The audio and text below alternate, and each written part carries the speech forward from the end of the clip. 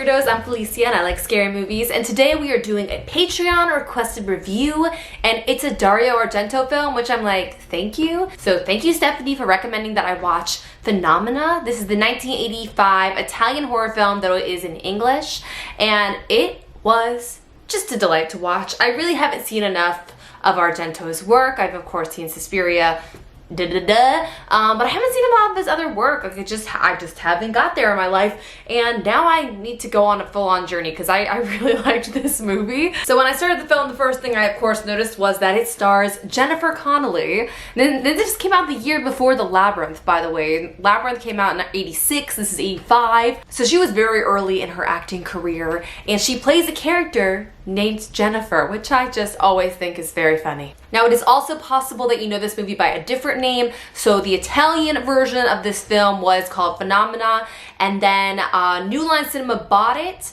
cut like 20-ish minutes of it, and released it in the US under the title Creepers. And I think it had a very short theatrical release, small situation, and then a VHS release. But the version I watched was on Shudder, so I watched the full version of Phenomena, and it was a blast. It's basically about this girl named Jennifer. She goes to a Swiss boarding school. She's the daughter of a famous actor, and she gets there and she's been having some sleepwalking issues, and while sleepwalking she figures out that there is a murder on the loose killing girls around the area. And also while sleepwalking she meets, of course, Donald Pleasance, who you'll know from Halloween as playing Loomis, but he is in this movie. He plays a scientist that has a pet chimpanzee, and this guy studies insects basically, and we find out that Jennifer has a telepathic or like psychic ability. She basically has a special connection with bugs and can communicate with them, and they are very taken to her, and she can ask them to do things and take her places, and they will. And it's pretty interesting. And apparently this movie was sort of inspired by this idea that bugs have been used in the past to help find murder victims. That's at least what I read. And so we see that throughout. We're trying to use the bugs to lead Jennifer to the dead bodies or to the murderer ultimately. So first of all, this movie is beautifully shot, and some of the acting is actually, I would say, not that good, but I still really loved it. It's a very like theatrical sort of acting experience to watch, but I just found it such a pleasurable film experience. There was so much I liked about it. Also, one big thing for me was the soundtrack was just out of control. There's a lot of heavy metal, and there's a song in there by Iron Maiden, and the music feels like it contrasts the footage in a really interesting way that I really liked.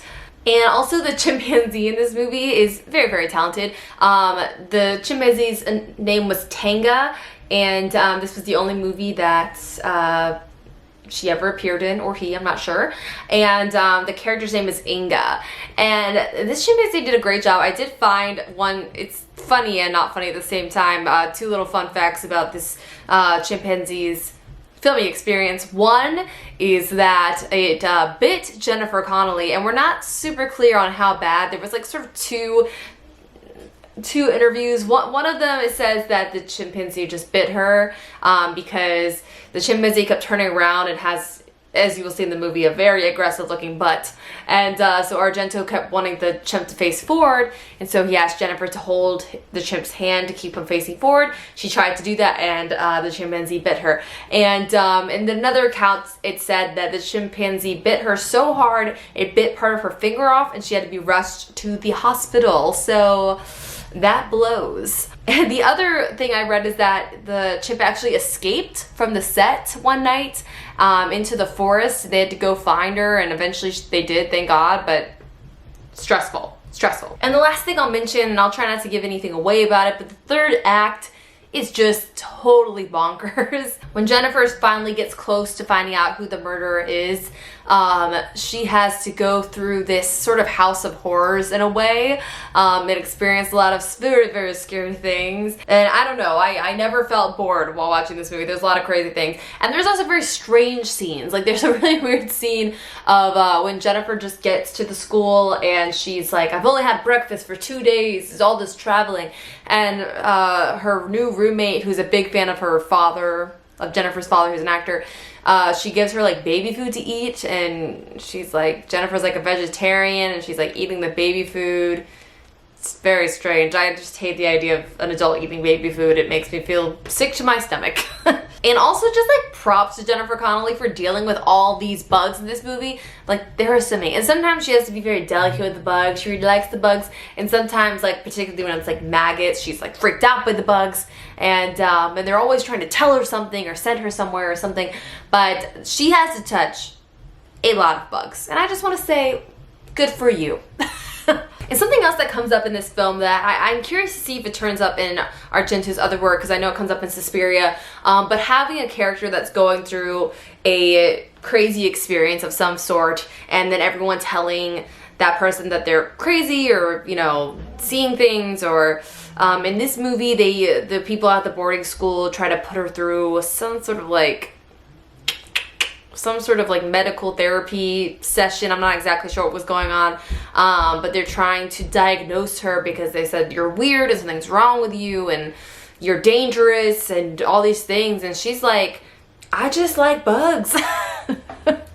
And she's just trying to survive and get out of there, away from these people that are saying they're trying to help her but really feel like they're trying to hurt her. So I'm curious to see if that shows up in more of his films. Question of the day for you guys. I would love to know if there are other Argento films that you would recommend that I watch. What are your favorite ones? Because that is just a world I have not dived into very far. And after seeing this, because I've always loved Suspiria, but seeing this, I just feel very excited to see what else is out there in terms of his work. So please let me know, what are some of your favorites, and I will watch them. But I think that's it for today. I don't want to really say much I didn't like about it, because there wasn't much I didn't like. Sometimes it was slow, but it's okay. Like, I loved it. But yeah, that's about that. Thank you so much, Stephanie, for recommending this. If you guys are interested in becoming a patron here on the Girly Gore channel, I will link that down below in the description. But thank you all so much for watching, and have a nice screen. Bye.